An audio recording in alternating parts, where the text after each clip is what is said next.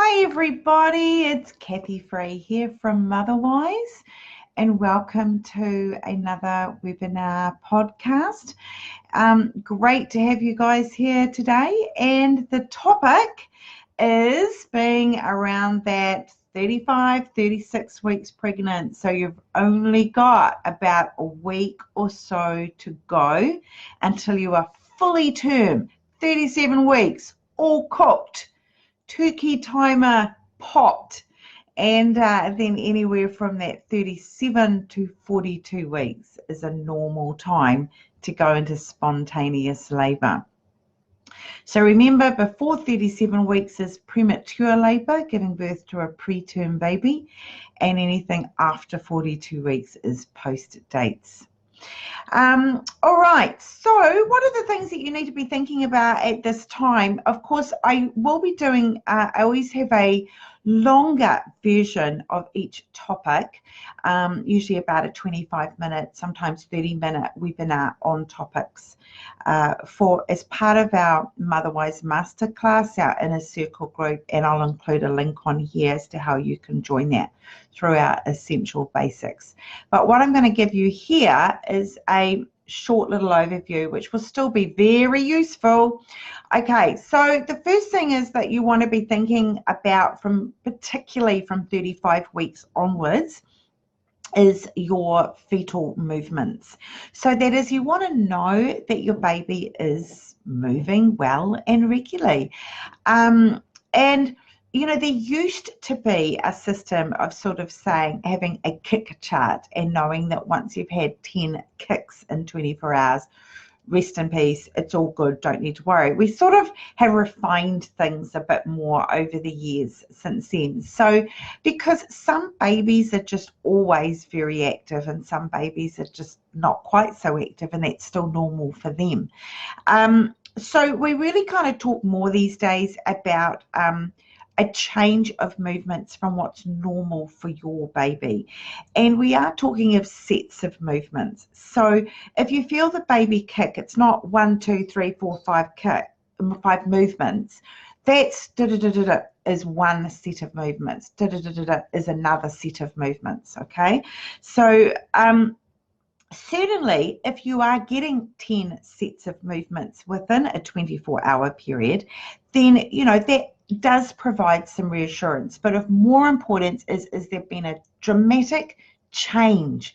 So a baby that usually is, you know, has a 1 or 2 times during the day when he or she gets particularly, tends to be she's, get quite active at that particular time, but now she's not getting active at that time.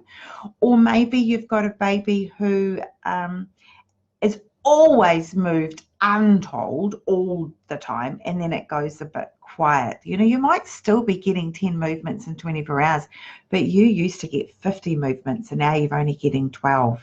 You know, so it's that change. Now, if you have that change, the important thing that needs to occur is that you need to have that baby assessed, and generally by a CTD or karyotype, where they put the belts around your belly and do a little trace of baby's movements, and they want to see the reactivity of baby's heart, make sure there's no decelerations going on, and usually sort of 20 or 30 minutes on a trace does provide quite good reassurance. But again, it's about movements changing. Or the other thing that is a bit of a red flag is if your baby does the most incredible, dramatic flurry of movements, almost like a panicking of movements, and then the baby goes pretty quiet. That's another time it would be a very good idea to have a CTG. And with any kind of reduction of movements, it is best to have the CTG done is that day. Okay, don't leave it till the next day. But one of the very frustrating things that women can tend to do is to wait till the very end of the day. It's now 8 o'clock at night, and then they say, oh, the baby hasn't moved all day.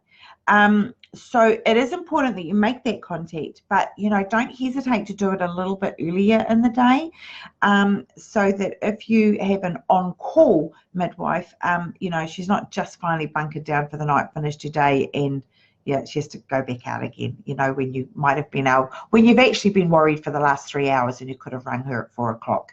So don't hesitate to make the call if you know that there's something not right, okay? And so the other things that you should be knowing at this time is when it is appropriate to call your midwife or turn up at the hospital once you're in strong labour. Make sure that you've got your herbs or your homeopathy already started.